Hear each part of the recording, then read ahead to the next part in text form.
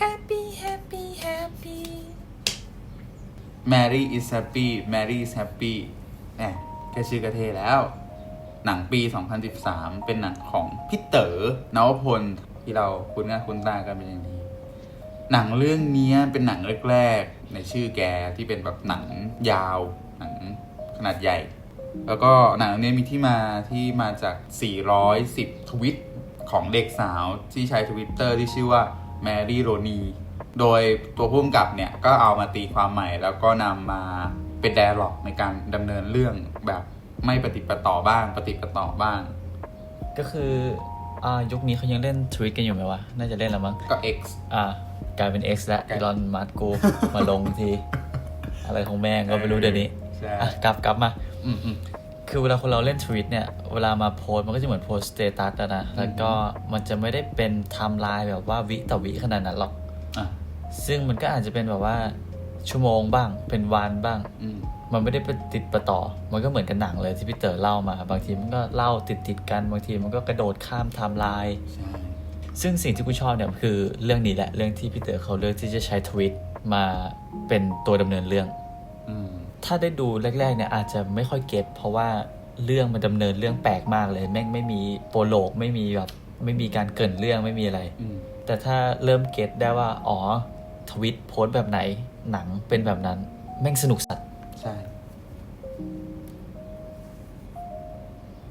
นี่กูต้องขึ้นไดอะล็อกด้วยปะเนี่ยไดอะล็อกแล้วแบบไปยังไงกันต่ออะไรอย่างเงี้ยจริงๆหนังเรื่องนี้กูดูหลายครั้งแล้วก็ดูครั้งแรกตอนอยู่มัธยมดูแล้วร้องไห้เลยเงียบเลยต่อสิถามดิทำไมวะเพื่อนอะไรอย่างเงี้ยทำไมวะไม่ถามแล้วจริงๆดูครั้งแรกก็ไม่ค่อยเข้าใจแบบว่าเป็นหนังที่ถามว่าจริงๆมันมีความรู้สึกอย่างหนึ่งนะหนังดูสนุกมากเลยดูแบบตื่นตาตื่นใจมากเลยแต่ตอนนั้นจบไปด้วยความรู้สึกว่าเชี่ยอะไรวะกูไม่เข้าใจไม่เสร็จอะไรเลยในหนังเรื่องนี้นอกจากความสับสนนอกจากความงงแล้วพอดูไปเรื่อยๆดูแบบหลายครั้งกลับมาดูอะไรเงี้ยก็ยิ่งทำให้รู้ว่าไม่เข้าใจเหี้ยอะไรกว่าเดิมเลยไอ้สัสจริงๆแล้วเนี่ยไอ้ความสับสนงงงวยนั้นก็เป็นแก่นของเรื่องนั่นแหละที่เราจะรู้สึกว่าตอนแรกเราไม่เข้าใจเรามันทำไมมันเนื้อหามันไม่ปฏิปต่อกันแต่สุดท้ายแล้วนั่นแหละคือแก่นของหนังไอการเติบโตการพูดถึงวัยรุ่นที่มีความสับสนทางอารมณ์ทางความคิดต้องการสิ่งนั้นสิ่งนี้แบบเร็วฉับพลันอะไรต่างๆก็เลยจนมาเข้าใจว่าเนี่ยคือคีย์ของหนังซึ่งที่กูชอบอีกอย่างหนึ่งก็คือแรกๆตัวละครมันดำเนินตามทวิตใช่ป่ะใช่พอถึงจุดหนึ่งเราจะสังเกตได้ว่าตัวละครมันเริ่มพูดนอกบทขึ้นเรื่อยๆใช่จากตัวละครที่ทำตามทวิตกลายเป็นว่าตัวละครเนี้ยแม่งเริ่มมีขึ้นมาจริงๆแล้วใช่ซึ่งจริงๆแล้วไอ้คาแรคเตอร์นิสัยที่โพสต์ทวิตหมายถึงว่าการจับคาแรคเตอร์ให้ได้แม่งไม่ได้ตรงกับคนที่เขาโพสต์จริงๆขนาดนั้นหรอกบางทีการเราโพสต์ทวิตมันก็จะมีอะไรปัญญาอ่อนแบบว่าหลุดโลกบ้างอะไรบ้างเครียดบ้างแต่ด้วยความที่แม่งมีตั้ง400กว่านะมันเลยทำให้บทความทั้งหมดแม่งสร้างคาแรคเตอร์หนึ่งขึ้นมาได้แล้วมีความน่าสนใจมากถึงจะดูเป็นเด็กงอแงดูเป็นคนที่แบบว่าไม่เข้าใจโลกเลยเพราะว่ามึงไม่เลือกที่จะเข้าใจอะไรเงี้ยแต่มันก็เป็นมุมหนึ่งของคนเราที่เลือกที่จะระบายในทวิตแล้วมันก็กลายมาเป็นคาแรคเตอร์ใช่สิ่งที่กูชอบในหนังนี้ก็คือเรื่องของการลำดับงานภาพลำดับภาวะลมรู้สึกว่ามันมีมูดของมันในแต่ละฉากทั้งหมดด้วยความที่อย่างที่บอกว่ามันหยิบมาจาก Twitter ใช่ไหมการตีความกับบางฉากเนี่ยด้วยความที่มันอาจจะมีบางฉากที่มันไม่สอดคล้องกันมันก็ทำให้รู้สึกว่าบางฉากมันมีความเด่นขึ้นมาเลยเหมือนเราเห็นคำในทวิตนั่นแหละแบบอ่านคำนี้รู้สึกว่าเด่นขึ้นมาหรือรู้สึกกับคำนี้มากๆอะไรเงี้ยคือเลยรู้สึกว่าการที่เรารู้สึกกับฉากหนึ่งมากๆโดยที่บางครั้งเราไม่ได้นึกถึงเลยว่าก่อนหน้านี้เรื่องมันเป็นอะไรก็เหมือนเราผ่านมาเจอทวิตของใครสักคนหนึ่งที่พูดถึงเรื่องเดียวกันในสังคมเพราะว่าการใช้ทวิตเราก็ปฏิเสธไม่ได้หรือการมีอะไรแบบนี้อยู่ในโลกโซเชียลปฏิเสธไม่ได้เรื่องของการเป็นข้อมูล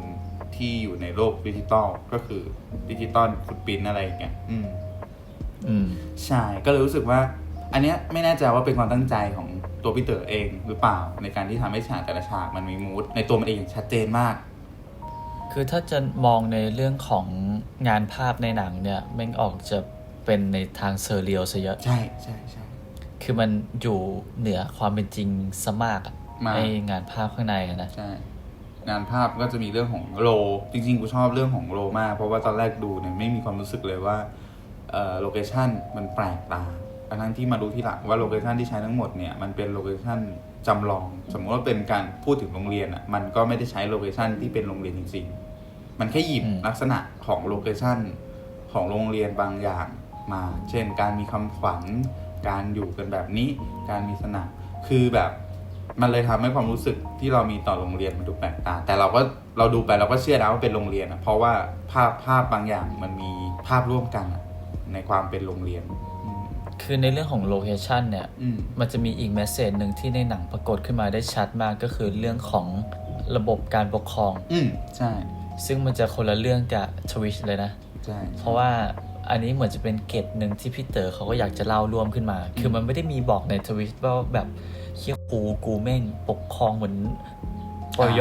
ใช่ก็ปยประหยัดประหยัดโอเคปุยเย่ดีกว่าปุยเย่ปุยเย่โอเคเสียงเยอะมันก็เป็นเรื่องหนึ่งที่พี่เต๋อเขาเลือกที่จะเล่าซึ่งมันเป็นแบบว่าดิสโทเปียเลยนะในนั้นอ่ะแบบวันสิ้นโลกแล้วอ่ะใช่ไม่ว่าจะเป็นพี่น้อยหรือผอที่เป็นพี่ซุกี้หรือเปล่าวะไม่รู้ว่ะจำหรือพี่เล็กที่มาถ่ายภาพโดยกูดูทรงไม่ค่อยสนใจเด็กเท่าไหร่พร้อมกับจงทำตามคำ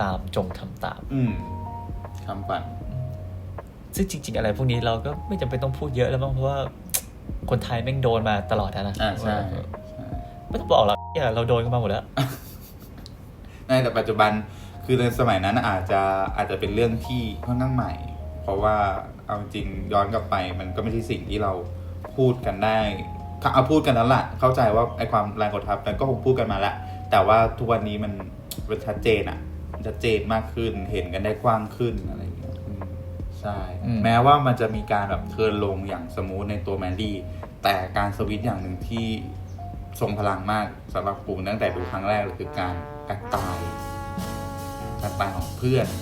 คือกูชอบมากเลยอันนี้กูบอกเราแบบคือเราดูนั้นช็อกนะเพราะว่าแบบกูไม่คิดว่าเพื่อนจะไปซื้อกระทิงแดงคนที่ไปซื้อกระทิงแดงอะไอ้สัสคือมึงไปซื้อกระทิงแดงอะแล้วมึงก็ตายแบบไม่รู้สาเหตุว่าแบบตายแต่น่าจะตายเพราะถูกฆาตกรรมอะไรเงี้ยฆาตกรรมใช่แต่คือสิ่งที่พี่เต๋อสร้างขึ้นมาในช็อตในฉากเนี้ยคือมันสำหรับกูมันดีมากตรงนั้นคือตั้งแต่การเกิดไม่มีใครรู้ว่าการที่ออกไปซื้อกระทิงแดงเนี่ยให้เพื่อนเนี่ยมันจะนำมาสู่ถึงความเปลี่ยนโครงสร้างของหนังในท้ายเรื่องออกไปอีกไกลมากจนสุดท้ายพอใกล้ๆจบนี้แม่งถ้าจะไปแบบฟีลแบบ Die Tomorrow เลยแบบนิ่งสุดจริงๆแล้วคาแรคเตอร์ของซูริชื่ออะไรนะซูริคาแรคเตอร์ของซูริจริงๆนะหลังๆในช่วงท้ายหลังในช่วงท้ายของหนังกูมองว่าจริงๆแล้วตัวละครเนี้ยแม่งเปรียบเสมือนเพื่อนในจินตนาการใช่มันไม่ได้มีตัวตนจริงๆเว้ยก็คือหรืออาจจะมีจริงๆก็ได้แต่ส่วนตัวกูมองว่าพอไอ้ตัวละครเนี้ยตายห่าไปเนี่ยแมรี่มึงเอาเวลาไปเศร้ากับคนรักมากกว่าอีกใช่แบบว่าเฮียเพื่อนมึงตายเว้ยแล้วแบบเพื่อนแบบว่าที่ขอให้อยู่ด้วยตลอดอะไรเงี้ยกูเลยมองว่าจริงๆแล้วตัวละครนี้อาจจะเป็นแค่สิ่งยึดเหนี่ยวก็คือเป็นเหมือนตัวละครก็คือเป็นแมรี่อีกคนหนึ่งไว้ยึดเหนี่ยวไว้คอยห้ามไว้คอยอะไรเพราะว่าคาแรคเตอร์แม่งตรงกันข้ามสุดๆใช่เป็นAI ในเจเนอเรชั่นเพื่อน AI เลยแหละแบบพร้อมที่จะคือสังเกตเลยว่าแบบการถามอะไรต่างๆในหนังที่มาจากตัวแมรี่เองเนี่ยจะมีการตอบไม่ว่าจะถูกหรือผิดมันก็จะมีการตอบกูรู้สึกว่ามันก็คล้ายๆกับโซเชียลในสมัยหนึ่งที่อาจจะไม่ต้องถึงขนาดยุคสมัย AI ก็ได้แต่ว่ามีการแบบถามตอบอย่างค่อนข้างที่จะทันควันแล้วก็แต่เราไม่รู้หรอกว่าไอ้คำตอบนั้นเป็นคำตอบที่ใช้ได้จริงไหมหรืออะไรอย่างเงี้ย คือถ้าเรามาสังเกตอะตัวแมรี่เนี่ยเปรียบเสมือนเด็กแบบว่าประถมเลยอะ อืม แต่กลับกันซูรินี่คือมีความโตขึ้นมามีความอยู่กับ ใช่ โลกความเป็นจริง ลำคาญ ไม่ว่าจะการพูดแบบว่าถ้าพูดแบบว่าสรุปมาเลยอะซูริแม่งพยายามพูดแบบว่าไอ้เฮียมึงจะอินเนอร์เฮียอะไรขนาดเนี้ย อื นะ ม มึงก็บอกไปเลยมึงชอบอะไรมึงก็พูดไปสิ อืม อะไรเงี้ย ใช่จะมามูดทำเฮียอะไรใช่ไหมเออ ก็คือจริง ๆ แล้วว่าการที่อินการอยู่กับตัวเองอะเพื่อทบทวนการตกผลึกอะไรบางอย่างมันเป็นเรื่องที่ดีอยู่แล้ว ใช่ดีๆ ที่ไปบอกใครอะแต่บางทีไม่ใช่ว่าไปจมอยู่กับมันไปคิดแล้วคิดอีก มันจะดีไหมว่ามันจะทำงั้นดีไหมทำงี้ดีไหมคุณแค่ลองทำไปก่อนเว้ยเดี๋ยวมันจะสอนคุณเองว่ามันดีหรือไม่ดี ใช่ เราชื่อแม็กนะ เราชอบเธอเราไม่ได้ชอบเธอ เราไปนะ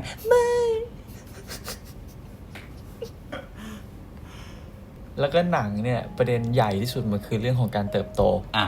คือเราจะสังเกตได้ชัดว่าแมรี่แม่งเป็นคนที่แบบว่าไม่อยากจะโตเลยอะ ใช่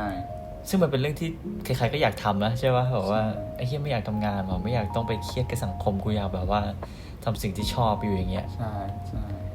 แต่สุดท้ายยังไงคนหนึ่งก็โตบทความในทวิตก็จะเริ่มปลงขึ้นเรื่อยๆ อืม ปลงในที่นี้ไม่ได้หมายถึงแบบว่าละทางโลกนะหมายถึงแบบว่าเริ่มซึมเศร้าแดกอ่ะ ใช่ พูดถึงอะไรที่มันดูดาวแบดขึ้น โลกไม่ได้สดใสเหมือนเดิม ต้องพับแขนเสื้อทบเดียวนะ จะได้ดูเป็นแบดบอย ฮะ อันนี้เพื่อนกูบอกไว้ถ้าใครอยากดูแบดบอยให้พับแขนเสื้อทบเดียว มันจะเท่ ไอ้เฮ้ยนะ ต่อเลย จะเท่ เนื้อหาในเรื่องเนี่ยมันในยุคนี้มันก็อาจจะเป็นอะไรที่ไม่ได้ใหม่โดนแบบว่าว้าวขนาดนั้นละแต่ถ้าย้อนกลับไปในบริบทนั้น กับการเล่าเรื่องในวิธีแบบนี้มันก็ค่อนข้างจะแปลกใหม่อยู่ แล้วก็ค่อนข้างที่จะทำให้กลับมาดูหลาย ๆ ครั้ง มันก็ยังมีอะไรที่เปลี่ยนแปลงไปเหมือนกับหนังเรื่องอื่นแหละ แต่ว่าในหนังเรื่องนี้สำหรับกูแล้วมันเปลี่ยนแปลงไปในแต่ละฉากหลาย ๆ เรื่องหลายๆอย่างที่บอกคือบางฉากเรารู้สึกในเวลาหนึ่งกับอีกบางฉากเราก็มารู้สึกในการกลับไปดูในอีกเวลาหนึ่งมันก็เลยทำให้รู้สึกว่ามันเป็นหนังที่ดีนะเป็นจริงๆแล้วตัวหนังเองเนี่ยมันเป็น coming of age แหละถ้าตัวแพทเทิร์นของมันแล้วมันก็เป็นการพูดถึงการเติบโตของคนคนหนึ่งเย็นว่าคนคนหนึ่งแล้วกันนะเพราะว่ามันพุ่งเป้าไปที่แมรี่เป็นหลักมันดูสนุกแบบสนุกโดยที่ไม่จำเป็นต้องเข้าใจอะไรก็ได้เพราะว่าสิ่งที่ทำให้กูชอบหนังเรื่องนี้สุดๆเลยมันคือวิธีทำวิธีการได้มาของบท ซึ่งถ้าเป็นหนังบล็อกบัสเตอร์ทั่วไปอ่ะมันก็จะเป็นแบบว่า A ไป B B ไป C C ไป D หรือไม่โนแลนหน่อยก็สลับมั่วแม่งเลย แต่ว่าเรื่องเนี้ยแม่งเล่าผ่านแบบคล้ายๆกับเศษเสี้ยวความทรงจำที่แม่งประติดประต่อกันเอาเอง ใช่ใช่ แล้วพี่เต๋อชูเรื่องเนี้ยมากๆจนทำให้หนังอ่ะมันไม่ใช่แพทเทิร์นที่เราเห็นได้ทั่วไปจะบอกว่ามันเป็นหนังทดลองเลยก็ว่าได้แต่เพียงแต่ว่าแม่งเป็นหนังทดลองที่มันมากแม่งสนุกมากสนุกเทเน็ตไม่ใช่เอนไซม์แต่เป็นวิธีการโอยจะมีโอ้ยทำไมวะ